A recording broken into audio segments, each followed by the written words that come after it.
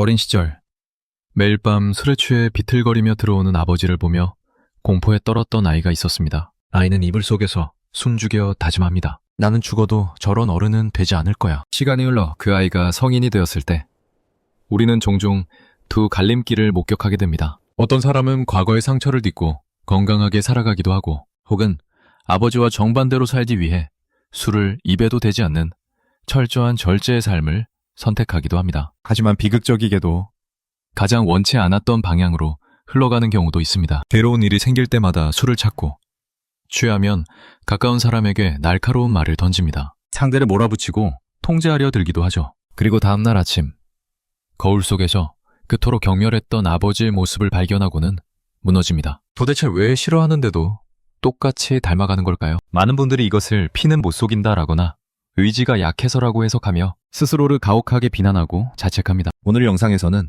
싫어하는 부모를 닮아가는 현상과 그 이유를 심리학과 뇌과학 관점에서 정리해보고, 의지가 아닌 시스템으로 이 고리를 끊어내는 방법까지 함께 이야기해보겠습니다. 시작하기 전에 한 가지는 분명히 해두고 싶습니다. 원인을 설명하는 것은 변명이나 정당화를 위한 것이 아닙니다. 특히 언어폭력과 강압적 통제는 어떤 이유로도 정당화될 수 없고 반드시 멈춰야 합니다. 다만 왜 이런 자동 반응이 켜지는지를 이해해야 우리가 책임있게 멈추는 방법도 설계할 수 있습니다. 가장 먼저 풀어야 할 의문은 이것입니다. 도대체 우리 뇌는 왜 그토록 싫어했던 기억을 삭제하지 않고 저장해두는 걸까요? 연구들에 따르면 우리의 뇌는 생존을 위해 위협적인 정보를 우선순위로 다루는 경향이 있습니다. 위협 상황에서는 공포와 각성 반응이 커지면서 그 경험이 더 강하게 남을 수 있어요. 이 과정에는 편도체를 포함한 위협 처리 회로가 관여하는 것으로 알려져 있습니다. 어릴 때 집이 안전하지 않았던 경험을 떠올려 볼게요. 술에 취한 부모의 비틀거림, 갑자기 높아지는 목소리, 조롱과 비난, 예측 불가능한 폭발과 긴장감. 이런 경험이 반복되면 아이의 몸과 뇌는 여기는 위험하다, 지금은 대비해야 한다 같은 신호가 습관처럼 자리 잡을 수 있습니다. 그래서 성인이 된 뒤에도 비슷한 긴장 상황이 오면 머리로 생각하기 이전에 몸이 먼저 반응하는 경우가 있습니다. 가슴이 답답해지고 목이 뜨거워지고 말이 빨라집니다. 지금 당장 결론을 내야 할 것 같은 조급함이 밀려오기도 하죠. 이때 우리가 정말 조심해야 하는 것은 그 긴장감을 해소하기 위해 상대를 통제하거나 비난하는 방식, 즉 과거에 보았던 그 방식으로 흘러가는 것입니다. 여기서 두 번째 원인으로 자주 언급되는 것이 관찰학습입니다. 관찰학습이란 말 그대로 본대로 학습한다는 의미예요. 반드라의 연구로 잘 알려져 있듯이 인간은 굳이 배우려는 의도가 없어도 단순히 지켜보는 것만으로 행동을 습득할 수 있습니다. 우리는 절대 저렇게 안 해 라고 굳게 마음을 먹습니다. 하지만 갈등 상황에서의 말투, 상대를 몰아붙이는 태도, 감시하고 확인해서 불안을 낮추는 방식은 어린 시절 반복해서 노출되었던 방식일 가능성이 큽니다. 뇌의 입장에서는 그것이 좋은 방식이라서가 아니라 그저 익숙한 방식이라서 더 빠르게 떠올릴 뿐입니다. 여기까지 들으면 억울한 마음이 드는 분도 있을 수 있어요. 내가 원해서 배운 것도 아닌데 왜 내가 그 책임을 져야 하느냐고요. 맞습니다.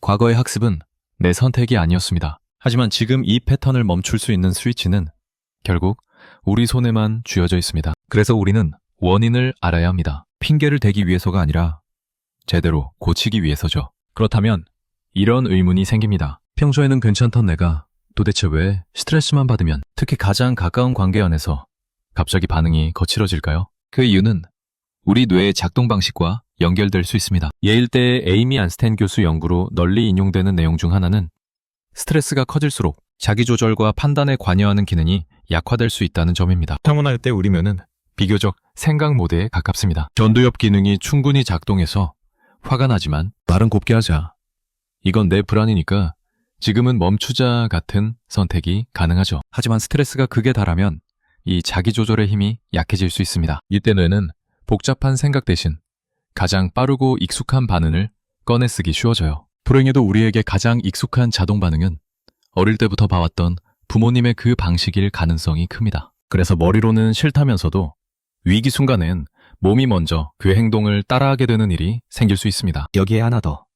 존 볼비가 말한 매적 작동 모델이라는 개념도 이해에 도움을 줍니다. 쉽게 말해 우리 마음속에 깔린 기본 설정값 같은 거예요. 어릴 때 부모와의 관계가 불안했다면 마음속에 사람은 믿을 수 없어, 내가 통제하지 않으면 버려질지도 몰라 같은 설정이 자리 잡을 수 있습니다. 그래서 성인이 되어 갈등이 생기면 이 불안한 설정이 자동으로 켜지면서 상대를 몰아붙이거나 공격적인 말투가 나오는 경향이 생길 수 있습니다. 결국 이 문제는 성격이 나빠서라기보다 뇌의 자동 반응과 마음의 기본 설정이 과거의 방식대로 작동하고 있을 가능성이 있다는 뜻입니다. 자, 이제 원인을 알았으니 해결책을 찾아봅시다. 여기서부터는 강한 의지가 아니라 새로운 시스템이 필요합니다. 하지만 본격적인 방법에 들어가기 전에 반드시 짚고 넘어가야 할 것이 하나 있습니다. 바로 건강한 갈등과 폭력적인 통제를 구분하는 것입니다. 세상에 안 싸우는 부부, 안 싸우는 가족은 없습니다. 의견 차이나 다툼은 자연스러운 일이죠. 하지만 그 다툼이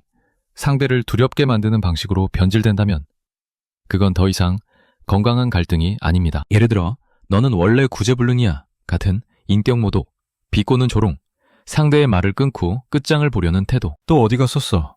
누구 만났어? 하며 숨통을 조이는 감시와 강압적 통제. 이런 행동들은 갈등을 해결하는 게 아니라 관계를 파괴하는 방식입니다. 여기에는 아주 분명한 기준이 있습니다. 만약 지금 상대방의 행동 때문에 공포를 느끼거나 신체적 위협을 받거나 무서워서 입을 다물어 버린다면 이것은 대화 기술로 풀 수 있는 문제가 아닙니다. 이때는 즉시 분리 조치가 우선이고 전문가의 도움이 필요할 수 있습니다. 안전은 그 무엇보다 최우선이니까요. 우리가 오늘 끊어내려는 것은 갈등이 아닙니다. 내 불안을 잠재우기 위해 상대를 공포에 떨게 만드는 그 나쁜 패턴입니다. 자, 이제 이 패턴을 끊어내 3단계 훈련법을 소개합니다. 심리치료에서 널리 쓰이는 인지행동치료의 원리를 응용한 방법입니다. 목표는 뇌의 자동 반응 경로를 살짝 풀어주는 것이에요. 첫 번째 단계는 내 마음의 패턴 지도를 그리는 것입니다. 많은 분들이 화를 내고 나서 난 끝났어, 나는 왜 이러지? 같은 자기 비난만 반복합니다. 하지만 자기 비난은 거의 도움이 되지 않습니다. 대신 연구자가 된 것처럼 내 반응을 객관적으로 기록해보세요. 종이를 꺼내 4가지를 적는 겁니다. 첫째, 트리거입니다. 언제 트리거 버튼이 눌리나요? 무시당했다고 느낄 때인가요? 몸이 너무 피곤할 때인가요? 돈 문제나 육아 스트레스가 심할 때인가요? 술을 마신 날일 수도 있겠죠. 둘째, 몸의 신호입니다. 폭발하기 직전 몸은 신호를 보냅니다. 목뒤가 뜨거워지거나 심장이 쿵쿵 뛰거나 갑자기 말이 빨라지진 않나요? 셋째, 자동 행동입니다. 그때 나는 어떤 행동을 하나요? 상대를 몰아붙이나요? 비난을 쏟아내나요?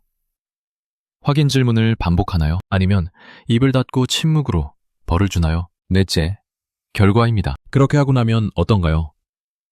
그 순간은 잠깐 시원한 것 같아도 결국 관계는 망가지고 죄책감만 남지 않나요? 이렇게 적다 보면 놀라운 변화가 생깁니다. 나는 원래 문제야라는 낙인 대신 내가 피곤하고 무시당했다고 느끼면 이 버튼이 눌리는구나 라고 패턴을 보게 됩니다. 바로 이 알아차림의 순간 우리는 비로소 변화를 시작할 수 있습니다. 두 번째 단계는 초기 반응을 늦추는 것입니다. 여기서 핵심은 무조건 참기가 아니라 중단입니다. 강렬한 분노나 불안은 파도처럼 확 올라왔다가 시간이 지나면 어느 정도 꺾이기 마련입니다. 우리가 실패하는 이유는 그 첫 파도가 칠 때 익숙한 방식대로 바로 반응해버리기 때문이에요. 그래서 많은 분노 조절 프로그램에서도 타임아웃 규칙을 미리 정해두는 것을 권장합니다. 타임아웃은 구체적일수록 좋습니다. 하나, 신호 문장을 정합니다. 우리 지금 감정이 올라오고 있어. 20분만 멈추자. 둘, 물리적으로 분리합니다. 다른 방으로 가거나 잠깐 산책을 나갑니다. 셋, 그 시간 동안은 금지입니다. 설교 문자, 추궁하는 카톡, 결론 내기, 상대를 몰아붙이는 메시지는 보내지 않습니다. 넷, 돌아옵니다. 몇 시에? 10분만. 한 가지 주제로 다시 이야기합니다. 이것은 회피가 아니라 언어폭력과 통제를 예방하기 위한 안전장치입니다. 지금 이 상태로 말하면 우리는 서로를 망가뜨릴 가능성이 높다는 걸 인정하는 성숙한 중단이에요. 그리고 여기서 한 가지를 더 추가하면 효과가 훨씬 좋아집니다. 타임아웃 후에 복구 문장 3가지를 준비하는 거예요. 첫째, 내가 한 행동을 구체적으로 인정합니다. 아까 내가 비꼬고 몰아붙였어. 둘째, 핑계 없이 책임을 말합니다. 그건 네 탓이 아니라 내 방식의 문제야. 셋째, 재발 방지.